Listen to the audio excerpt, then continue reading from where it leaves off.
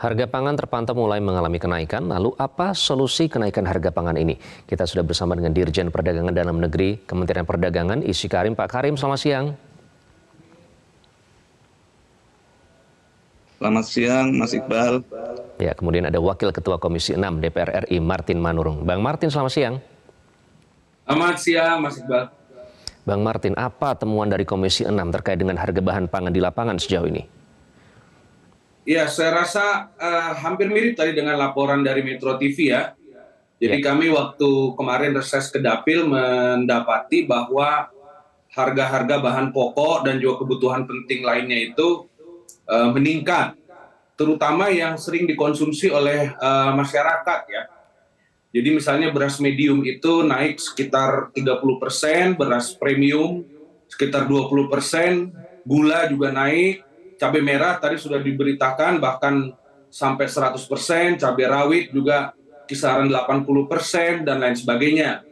Nah karena itu kami kemarin pada saat rapat dengan Pak Menteri Perdagangan mengingatkan karena ini sebenarnya dari kalau kita lihat siklus tahunan ya, seharusnya bulan September, Oktober, dan sampai awal November ini grafiknya masih belum setinggi ini. Memang benar bahwa kalau kita lihat inflasi dari year on year dibandingkan tahun lalu ini masih di bawah. Tapi kalau kita lihat grafiknya harusnya ini terjadi pada kisaran Desember dan Januari. Biasanya seperti itu pada saat Natal dan Tahun Baru. Nah ini terjadi lebih awal. Nah karena itu kami meminta kepada jajaran Kementerian Perdagangan untuk segera mengecek kondisi di lapangan terkait dengan harga-harga bahan pokok ya dan kebutuhan penting yang sekarang sudah naik lebih cepat daripada siklus yang biasa. Juga ada temuan kami di lapangan seperti beras ya. Beras itu harga eceran tertinggi kami lihat belum tercapai di pasar tradisional. Itu baru di pasar-pasar retail modern. Nah ini saya kira perlu ada atensi ya yang khusus dari jajaran Kementerian Perdagangan untuk segera mengatasi hal ini. Ini di daerah ya, mana saja, Bang Martin? Kita ini sekarang menghadapi kondisi yang double sided nih, baik di internal maupun eksternal. Ini di daerah mana saja, Bang Martin, temuan dari Komisi 6? Hampir seluruhnya, seluruh dapil yang kami jalani pada saat reses menunjukkan kenaikan ini. Jadi ini konsisten di seluruh Indonesia saya pikir ya kenaikan ini. Dan kalau kemarin dijelaskan misalnya ya terkait dengan kondisi inflasi kita memang masih pada rentang yang terkendali. Tapi kita kan harus melakukan antisipasi ke depan. Oke, kita langsung tanyakan ke Pak Karim ya, Bang Martin, yang biasanya Desember ini kok sudah mulai terlihat kenaikan. Pak Karim, mengapa kenaikan harga ini bisa terjadi? Tadi inflasi masih rendah, tapi bulan harga kenaikannya ini lebih awal bahkan, Pak. Terima kasih. Selamat siang, Mas Iqbal. Selamat siang, Pak Martin. Pak. Betul yang tadi di sebagian daerah. Tapi kalau secara nasional yang kami pantau di 679 pasar di 487 kabupaten kota, memang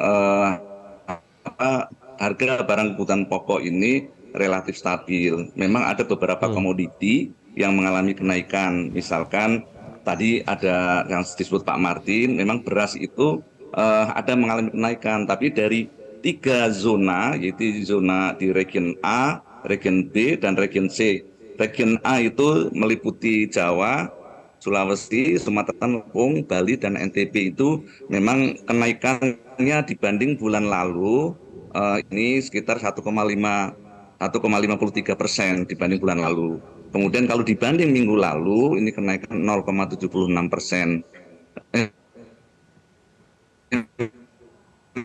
Diakui bahwa harga namun cukup stabil. Yang dua region lain atau dua zona lain yaitu region zona B, zona NTT itu tidak ada kenaikan, jadi harganya masih relatif sama dibanding bulan lalu maupun dibanding minggu lalu. Kemudian untuk region C yang meliputi Maluku dan Papua ini juga sama dari temuan kami laporan dari para kepala dinas yang bimbing industri perdagangan di kabupaten kota di region C ini relatif tidak ada kenaikan harga beras bila dibanding minggu lalu maupun dibanding bulan lalu. Kemudian ada beberapa komoditi yang juga mengalami penurunan. Komoditi yang mengalami penurunan itu contohnya adalah daging sapi, kemudian daging ayam ras, ini mengalami penurunan juga. Ada telur ayam ras. Nah, yang mengalami kenaikan salah satunya adalah bawang merah. Namun yang menjadi catatan adalah bawang merah itu kenaikannya itu lebih ke menyesuaikan dengan harga harga normalnya, karena harga beberapa waktu yang lalu ini cukup rendah. Bahkan yang kami temukan yang tadi meninjau pasar di Gresik, di Pasar Baru, bawang merah ini harganya 25.000 per kilo. Jadi ini masih jauh di bawah harga acuan. Ini kasihan nanti kita akan bahas ya soal antisipasi ya. Tadi kata Bang Martin harus ada antisipasi dari pihak Kementerian Perdagangan supaya kenaikan ini tidak terus berlanjut, apalagi menjelang Natal dan Tahun Baru. Nanti kita akan bahas apa antisipasi yang sudah dilakukan oleh Kementerian Perdagangan. Tetaplah bersama kami di Metro Siang. Dan kembali di Metro Siang pemirsa, dan kembali kami hadirkan perbincangan terkait dengan kenaikan harga bahan pokok bersama Bang Martin dan Pak Karim. Bang Martin, sejauh ini apakah bantuan langsung tunai bahan pangan yang diberikan oleh pemerintah ini sudah cukup untuk membantu masyarakat? Nah, itu ya. Jadi sebelum saya masuk ke topik itu, tadi kan Pak Karim mengatakan bahwa harga cenderung memang katanya stabil. Tapi kan stabil setelah terjadi kenaikan, Pak. Jadi kita harus monitor terus nih. Ya, jadi turun mungkin dari poin memang sudah sempat naik. Karena kenaikan harga ini saya rasa bukan hanya ada di lapangan, tapi data dari Kemendak sendiri dan juga data dari Bappenas sendiri menunjukkan memang ada kenaikan, Pak. Nah, yang kedua juga kita perlu lihat ketersediaan barang. Jadi kalau Bapak tadi mengatakan misalnya harga beras, nah berasnya itu beras yang mana? Kan beras ini macam-macam juga, Pak. Ada juga misalnya cabai merah. Cabai merahnya ini yang seperti apa? Jadi supaya karena yang jelas ditemukan oleh masyarakat, saya rasa bukan juga kami membuat-buat juga. Ketika kami berkunjung memang itu yang disuarakan oleh ibu-ibu di lapangan juga, Pak. Dan kami tes juga bahwa memang harga-harga tersebut naik. Jadi mungkin ada harga yang dikendalikan pemerintah, barangnya itu harus dipastikan ketersediaannya. Nah, balik tadi ke Mas Iqbal mengatakan soal bantuan ya. Bantuan ini juga menurut saya memang betul ketika terjadi kenaikan harga seperti ini ada bantuan dari pemerintah. Cuman harus kita lihat juga ada perbedaan antara keadaan ekonomi sekarang dengan tahun lalu. Tahun lalu itu kita mengalami goncangan atau trouble ekonomi itu lebih disebabkan oleh turunnya permintaan akibat pandemi COVID.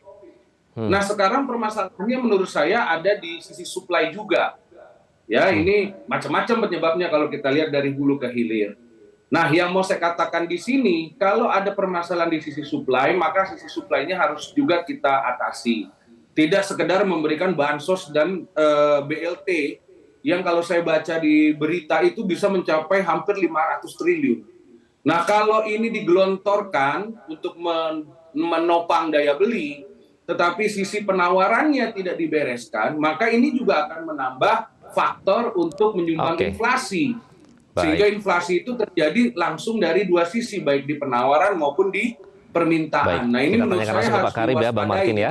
Antisipasinya seperti apa, Bang? Pak Karim? Saya tidak sekedar bagi-bagi bantuan sosial atau perlindungan sosial. Oke, jadi masih belum mencukupi untuk kebutuhan masyarakat. Pak Karim, antisipasi apa yang sudah dilakukan oleh Kemendak, Pak, untuk kenaikan harga bahan pangan ini? Ya, baik, Mas Iqbal. Jadi seperti yang disampaikan Pak Menteri juga, ini juga termasuk di saat melakukan rapat dengan pendapat dengan Komisi 6 DPR, bahwa intinya adalah kolaborasi dan koordinasi yang kuat. Nah, ini Kementerian Perdagangan bersama stakeholder lain, kementerian lembaga yang lain seperti tadi Badan Pangan Nasional, Kementerian Pertanian. Nah, ini secara rutin juga Bappenas dan juga dengan BPS, dengan lead oleh Kementerian Perdagangan Dalam Negeri melakukan setiap Senin pagi melakukan rapat koordinasi pengendalian inflasi. Jadi di daerah-daerah kabupaten kota ini juga di samping dilakukan monitor secara sangat-sangat intensif, juga diperkenakan menggunakan BTT atau belanja tak terduga. Nah, ini cukup efektif. Kabupaten kota bisa menggunakan maksimal 2,5% dari belanja tak terduga ini dalam rangka pengendalian inflasi dengan mengadakan seperti ada pasar murah, kemudian subsidi ongkos angkut dan sebagainya. Ini yang dilakukan. Jadi tadi untuk beras, memang kalau beras medium di pasar seperti kami yang temukan kami di Gresik, memang harganya cukup masih jauh di bawah HET, yaitu sekitar 13.000. HET-nya kan 11.000 atau 10.900. Nah tadi ketersediaan masyarakat bisa memilih gitu. Kalau itu beras medium memang di pasar yang beras medium yang bukan beras bulog harganya sekitar 13.000. Tapi beras medium yang punya bulog atau SPHP ini harganya tetap sesuai dengan HET. Jadi harganya 10.900 dan itu tersedia cukup. Jadi terus memonitor ya Pak ya. Banyak tadi yang kami temui di pasar baru di Gresik. Jadi masyarakat bisa memilih gitu. Memang pasar secara umum harga yang kami temui tadi di beras medium memang harganya 13.000. Namun masyarakat bisa memilih. Berasnya cukup tersedia banyak, kami ulangi, berasnya tersedia cukup banyak di pasar, tapi sangat-sangat cukup untuk memenuhi masyarakat. Aman ya, Pak Karim, nah, di samping itu pemerintah juga tadi yang disampaikan Pak Martin juga memberikan bantuan pangan 10.000 kg per KPM atau keluarga penerima manfaat ini yang menerima sekitar 21,4 juta. Ini diperpanjang sampai dengan Desember. Nah, kemudian satu Pak Karim, monitoring yang sinergis dan juga bantuan langsung berupa bahan pangan ya. Nanti akan dikawal terus Pak Karim bersama Komisi 6 juga. Terima kasih. Durasi kita terbatas, nanti kita lanjutkan pembahasannya di lain waktu. Terima kasih Pak Karim, Bang Martin sudah bergabung bersama Metro Siang. Jelajahi cara baru mendapatkan informasi. Download Metro TV Extend sekarang.